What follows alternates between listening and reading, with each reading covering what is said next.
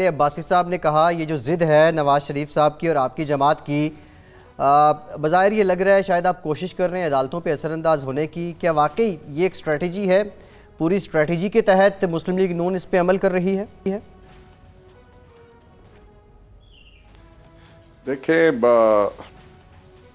मैं गुजारिश करूं, पहले तो जो सदाकत अली अब्बासी साहब ने कहा है कि बड़ी बार डिप्लोमेटिक लेवल पे और बड़ा उनको बहुत ही एक पजीराई मिल रही है या कुछ सिलसिले चले हैं, तो मैं समझता हूँ कि ये बात कहना कि पिछले 5 साल में जिस तरह की भी सिचुएशन थी, जो भी इन्होंने माहौल क्रिएट किया, ये जो दहशतगर्दी की बात करती है, हमने दहशतगर्दी से एक इनको पाकिस्तान दिया है, मुल्क दिया है।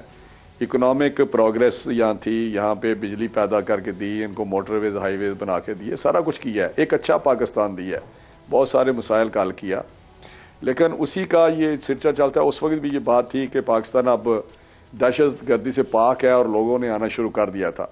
ये मामला चलते रहते हैं और उसमें किसी ये नहीं कि 2-3 महीने में ये कमाल हो गया, बल्कि पिछले दिनों में ये बड़ी बरमला मेरा भी ये है सोच कि जहाँ तक हमारे मिलिट्री साइड है, वहाँ पे हमने इंडिया के साथ बिल्कुल कामयाबी हासिल की। अल्हम्दुलिल्लाह हमने उनको मार भगाया और जिस तरह की चीज़ें हुई हैं वो आपके सामने बहुत बड़ी कामयाबी थी हमारी। लेकिन जहाँ तक डिप्लोमेटिक फ्रंट है, वहाँ पे हमें सबसे बड़ी लड़ाई वहाँ है। वहाँ में वो चीज़ें नज़र नहीं आ रही जिस तरह आनी चाहिए थी। आज हमारे दोस्त, बड़े ज़बरदस्त दोस्त ममालिक थे, वो भी उस तरह शद्दोमात के साथ हमारे साथ नहीं खड़े हुए जिस तरह पिछले भी कभी को इस तरह की सिचुएशन आती थी। निज़ामी साहब, आपको पता है, वो जिस तरह फर्म खड़े होते थे और जिस तरह की स्टेटमेंटें आती थी। आज वो सिलसिला चल रहा है, चलो अल्लाह करे इंशाल्लाह बेहतर हो जाए। हमारी तो दुआ है कि हिंदुस्तान दुनिया में अकेला रह जाए और हमें दुनिया में पजीराई मिली है। लेकिन जहाँ तक बीमारी का तल्लक है मियाँ नवाज शरीफ साहब की का, मैं समझता हूँ कि उस पर PMLN नहीं, कि PMLN और उनकी फैमिली, आपने पढ़ा, और उनकी वालदा मियाँ शहबाज साहब, उनकी बेटी मरियम नवाज साहबा, ये सारे उनको कहते रहे कि आप परेशानी में, वो सारे हैं और पार्टी परेशानी में है कि आप हॉस्पिटल शिफ्ट हों और इलाज कराएं। लेकिन जिस तरह एक 3 दफ़ा प्राइम मिनिस्टर रहा है, जो इतना बड़ा लीडर है, जो भी छोड़े कि वो चार्जेस जो ये कहते हैं, लेज करते हैं चीज़ें, वो अपनी जगह, लेकिन उनको जो एक तज़ीम या तकरीम मिलनी चाहिए थी, जिस तरह उनको एक रिस्पेक्ट मिलनी चाहिए थी, जिस तरह उनको घुमाया फिराया गया, वो अंदर से बड़े ज़िच हुए हुए हैं कि मेरे साथ इस तरह किया जा रहा है कि मुझे लाते हैं, चेक करवाते हैं, फिर वापस ले जाते हैं, और कभी किसी हॉस्पिटल में, कभी किसी हॉस्पिटल में।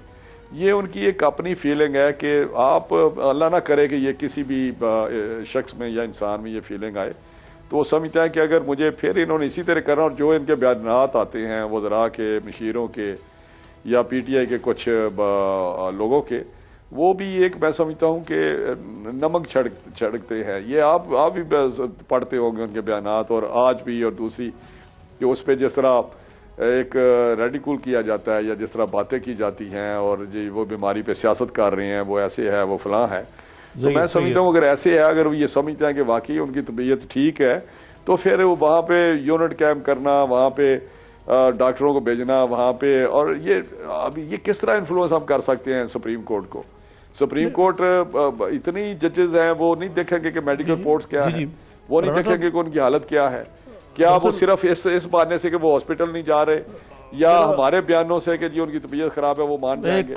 और इनके भी तो बयान है ना, हम तो कहते हैं कि इनकी पार्टी हाईएस्ट लेवल पर प्राइम मिनिस्टर भी इन्फ्लुएंस करते हैं अदालतों को, जिस तरह के वो बयान देते हैं, मैं NRO नहीं दूंगा, मैं नहीं छोड़ूंगा, ये किस तरह हो रहा है? तो हम समझते हैं कि अदालतों को या कुछ इदारों को ये इन्फ्लुएंस करते हैं।